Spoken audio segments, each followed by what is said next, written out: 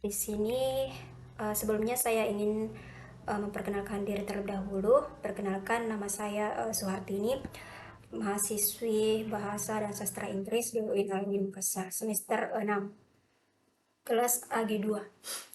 Di sini saya akan menjelaskan tentang satu pokok masalah yang saya ambil dari salah satu jurnal, yaitu tentang peluang dan tantangan dalam interpreting kontemporer.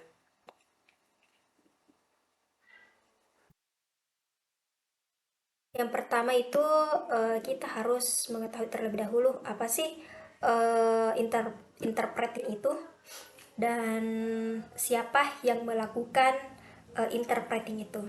Jadi yang pertama itu yang perlu kita ketahui adalah interpreting. Interpreting itu adalah proses di mana kita menafsirkan sebuah bahasa ke dalam bahasa lain, di mana peserta itu mengetahui bahasa tersebut. Jadi bahasa yang disampaikan oleh orang pertama itu merupakan bahasa asing yang tidak dimengerti oleh partisipannya. Jadi dia harus membutuhkan seseorang yang melakukan interpreting tersebut agar mereka paham. Jadi orang yang melakukan interpreting itu adalah interpreter. Interpreter itulah yang melakukan interpreting tersebut. Kemudian orang sering kebingungan tentang jika misalkan interpreting itu adalah menafsirkan sebuah bahasa ke bahasa lain, apa sih perbedaannya dengan translation atau menerjemahkan? Menerjemahkan. Atau yang dalam bahasa Inggrisnya itu biasa dikenal dengan translation. Jadi orang yang melakukan translation itu adalah translator. Dalam situasi-situasi tertentu, penerjemahan lisan atau interpreting dan penerjemah tertulis atau translator sangat dibutuhkan penerjemahan lisan dan penerjemah tertulis. Jadi mereka itu sangatlah berbeda. Kalau misalkan translation itu dilakukan secara tertulis, kalau interpreting itu dilakukan secara lisan. Terjemah lisan dan penerjemah lisan biasanya dibedakan dari terjemahan tertulis dan penerjemah tertulis. Nah, seperti yang saya katakan tadi, karena terjemahan lisan biasanya harus dilakukan secara langsung di tempat dan pada saat yang sama. Jadi translation itu bisa dilakukan di lain waktu. Kecuali kalau interpreting itu dilakukan di waktu yang sama dan dalam waktu pada saat itu juga. Jadi kita tidak punya waktu untuk menggunakan semacam kamus dan sebagainya. Kemudian proses interpreting. Nah, proses interpreting ini ada 3, yaitu listening dan comprehension, ada memorizing, dan ada yang reconstruction. Listening dan comprehension, mendengarkan dan memahami. Jadi dalam mendengarkan dan memahami itu kita butuh nih yang namanya pemahaman tentang ilmu atau apa yang dibahas oleh narasumber pertama tersebut. Dan yang kedua itu adalah bagaimana kita mengingat. Salah satunya itu ada yang dinamakan long term memorize. Jadi ada mengingat lebih lama. Kalau misalnya kita mengingat lebih lama, kita biasanya tidak membutuhkan checking atau mencatat apa yang didengar. Ada yang namanya short term memorize. Jadi kita mengingat dalam waktu jangka pendek saja. Jadi tentu biasa kita membutuhkan note taking untuk mencatat apa-apa poin penting yang disampaikan. Kemudian reconstruction. Reconstruction itulah yang kita dari bahasa lain ke bahasa target. Jadi kita mengalih bahasakan dari bahasa yang tidak dipahami oleh orang-orang ke bahasa yang dipahami oleh orang-orang tersebut atau partisipan.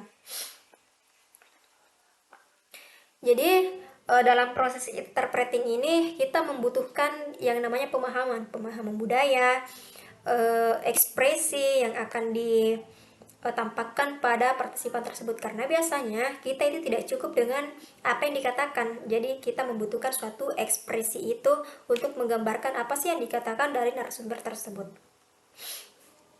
Kemudian cara mengingat kita, kalau misalkan kita merasa dalam mengingat sesuatu itu hanya dalam jangka pendek, tentunya kita harus menggunakan note taking. Jadi kita membutuhkan contohnya catatan kecil, buku yang sederhana lah yang bisa kita menulis dengan cepat, bisa kita pakai untuk mencatat hal-hal poin penting saja. Dan kemudian dalam melakukan interpreting itu kita tidak harus menerjemahkan kata per kata, karena itu akan membutuhkan waktu yang sangat lama dan kita akan ketinggalan terhadap apa yang akan dikatakan selanjutnya.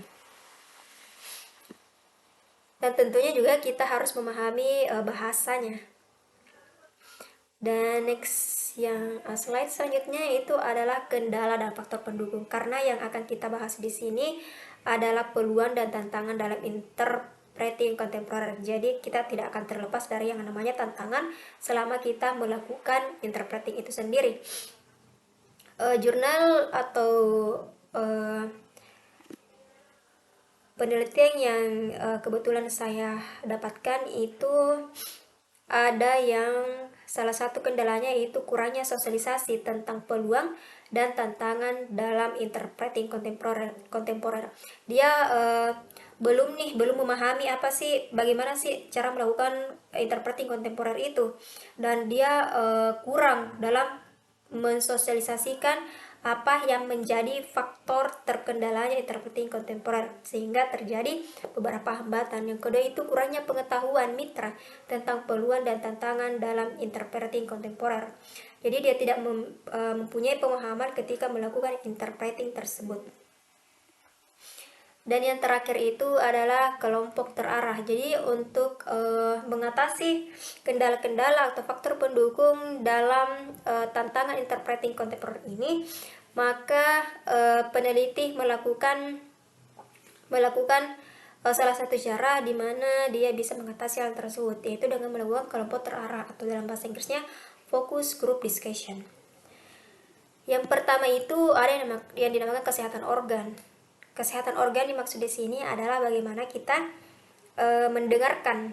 Jadi salah satu organ yang sangat penting untuk kita jaga kesehatannya itu organ pendengaran atau telinga. Penggunaan piranti headset secara kontinu bisa berpengaruh terhadap kesehatan pendengaran. Jadi kita tidak disarankan untuk selalu menggunakan headset, earphone misalkan. Jadi sebisa mungkin kita harus menghindari benda-benda tersebut dan dipakai dalam jangka waktu yang lama, karena itu akan mempengaruhi sistem pendengaran kita. Yang kedua itu adalah burnout, kelelahan fisik dan mental yang ekstrim akibat terlalu memforsir diri dalam bekerja. Jadi ini akan membuat fisik kita menjadi lelah dan kita tidak akan fokus terhadap apa yang disampaikan oleh narasumber. Dan yang ketiga itu adalah kehilangan fokus atau ketelitian, karena pikiran kita kemana-mana dan apa yang disampaikan oleh narasumber itu juga akan berakibat. Jadi kalau misalkan kita tengah melakukan interpreting dan fokus kita itu sama sekali kita tidak dapatkan poin penting dalam apa yang dikatakan oleh narasumber tersebut. Jadi sebisa mungkin kita harus memelihara kesehatan tubuh kita. Kita harus selalu mengutamakan kesehatan organ. Salah satunya itu adalah telinga kita. Oke, mungkin itu saja yang bisa saya sampaikan dalam video ini. Kurang dan lebihnya mohon dimaafkan. Saya ucapkan terima kasih banyak yang telah menyaksikan atau yang telah mendengarkan apa yang saya jelaskan. Terima kasih. Assalamualaikum warahmatullahi wabarakatuh.